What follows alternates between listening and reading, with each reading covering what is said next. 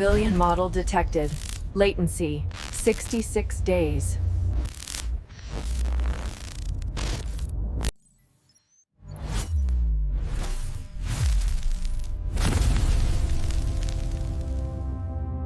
This is not a self-help seminar. This is a mission briefing for a complete architecture override. You are here to transition from a civilian with passive habits to an operator with engineered performance systems. The civilian model requires 66 days of low-intensity repetition to form a habit. That is attrition. We don't have 66 days.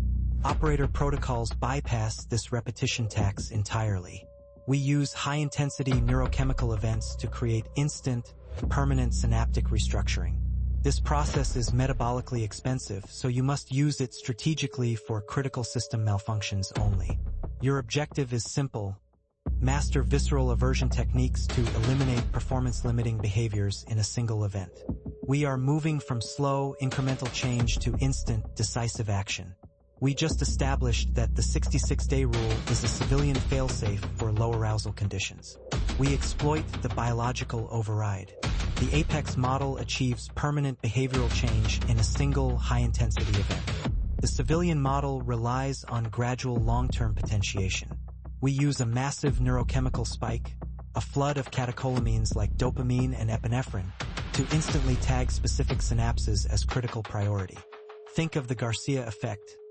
One bad berry creates permanent aversion because the system believes survival is threatened. That's the mechanism.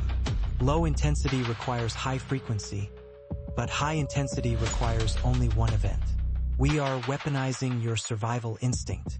The goal is to stop layering brick upon brick and instead use a controlled explosion.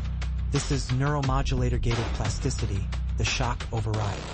We are flooding the system with the neurochemicals that mark synapses for immediate, permanent restructuring.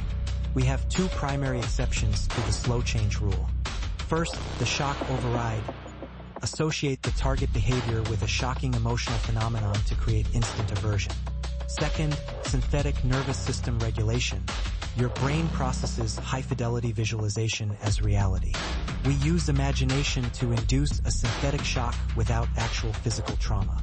The critical requirement is that the shock must be genuine to the limbic system, not just intellectual disapproval. We must decouple the behavior from reward and anchor it to disgust or pain.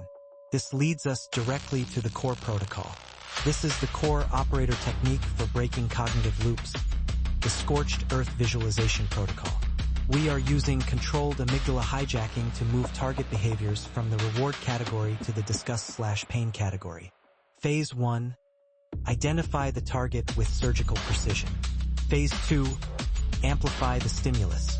Do not visualize abstract bad outcomes. Visualize visceral horror.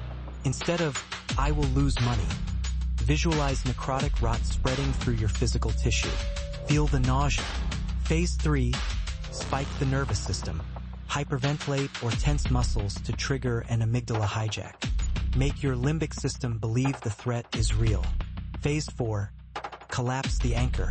At the peak of synthetic panic, interrupt the pattern and immediately execute the new desired behavior. The brain latches onto the new behavior as the safety raft.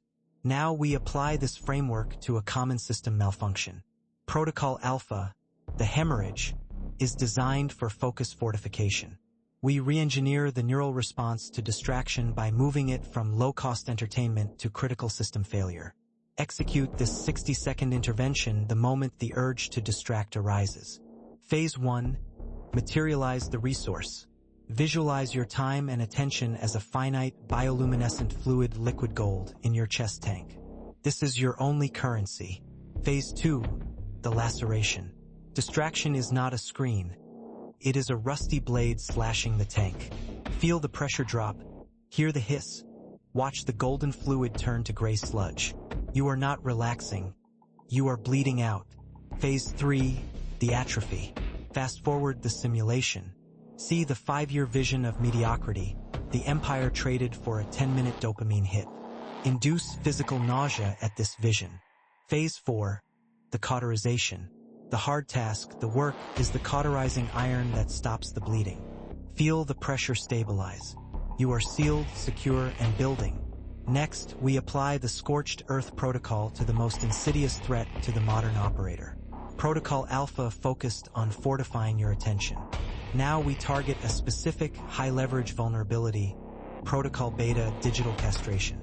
Bypass soft moral arguments and target the evolutionary core.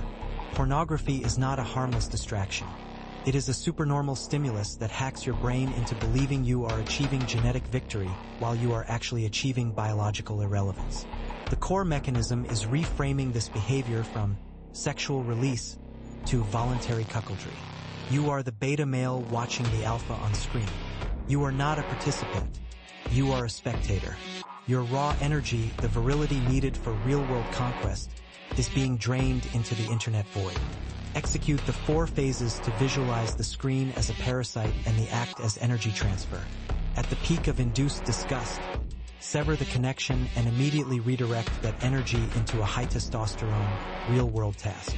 We eliminate this vulnerability to stabilize the system. Next, we address the internal noise that degrades operational capacity, emotional state.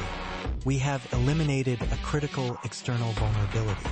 Now we stabilize the internal operating architecture. Emotional regulation is not about feeling better. It is about managing your biochemical state.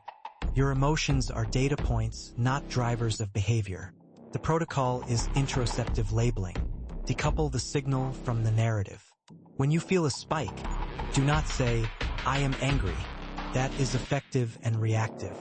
Instead, say thermal spike in chest, increased muscle tension in jaw. This shifts processing from the reactive amygdala to the analytical prefrontal cortex. Treat the emotion as a hardware diagnostic. This neutralizes its effective power over your decision-making. You maintain analytical control under high stress. We are moving from managing state to managing the core configuration file itself. Managing state is critical, but true optimization requires an architecture override. Identity is not fixed. It is a set of reinforced neural loops. You are not trying to be better. You are executing a different configuration file. The protocol is narrative decoupling. Treat your current identity as a temporary software container. Before a high-stakes task, visualize the current version container spinning down. Then, visualize the target version container, the one configured for 100% focus and 0 fatigue, being deployed. Execute the task from that target version state. This eliminates the friction of trying and reduces the metabolic cost of willpower. You are not forcing change, you are running different software. This modular approach allows us to continuously optimize based on real-world feedback. We need a reliable source for that feedback. We have the tools for system override. Now we need the data to guide them. Phenomenological empiricism is your primary data source. This is the study of your experience stripped of outside theory. Ignore what psychology says you should feel. Focus only on what you are actually experiencing. The framework is functional phenomenology. Observe, verify, execute. First, observe the raw data of your experience. If your UI is lagging, that is diagnostic data. Second, verify what actions actually produce the desired shifts in your system. Only first-person data matters. Third, execute the imagination-based override to reconfigure the system. You are both the programmer and the hardware. This creates a closed-loop system for continuous operator optimization. We will now look at advanced applications for this internal simulator. We've established that your consciousness is the primary data source. Now we use that data to program the system. Treat imagination not as daydreaming but as a high-fidelity biocircuitry simulator. You are forcing the brain to fire specific neural patterns without external input. This is how we achieve massive gains without physical repetition. First, neuromotor synthesis. Mental rehearsal produces up to 35% of the strength and coordination gains of physical practice. Use vivid imagery training to simulate exact proprioceptive feedback. Second, recursive scenario modeling. Build a mental digital twin of your objective. Introduce black swan variables and trace the failure points. This shifts your processing from reactive to predictive. Third, dialectical internalization. Construct a high-competence shadow self to dismantle your own logic in real time. This reduces cognitive load and increases semantic fluency. The operational principle is simple. High-fidelity visualization activates the same neural pathways as physical execution. But remember, this power is not without consequence. Listen up. These protocols are high-intensity neural interventions. They carry a real metabolic and psychological cost. You must deploy them strategically. First, the metabolic expense. These protocols utilize cortisol and adrenaline at elevated levels. Chronic activation leads to system burnout and reduced stress resilience. Use them sparingly for critical malfunctions only. Do not use them for tidying up minor habits. Second, psychological intensity. These protocols induce genuine limbic system responses like nausea and anxiety. The shock must be real to be effective, which means real discomfort. Do not use this if you have a history of panic disorders without professional clearance. Third, proper targeting. Reserve this power for behaviors that genuinely threaten your mission-critical objectives.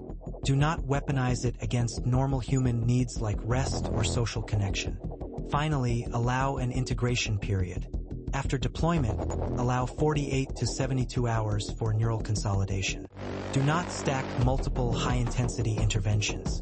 Power without precision is destruction. Use these tools with surgical intent. Now, let's lock down the execution plan. You now have the complete Visceral Aversion Protocol framework. Your mission is to execute a single high-intensity intervention within the next 72 hours. This is your mission execution checklist. First, target identification. Select one behavior that is actively degrading your operational capacity. It must be specific and mission-critical. Second, protocol selection. Choose Protocol Alpha for focus fortification or Protocol Beta for supernormal stimulus addiction. Or adapt the 4-phase framework to your specific target. Third, environmental preparation. Schedule 60 to 90 minutes of uninterrupted time. Ensure privacy for full psychological immersion.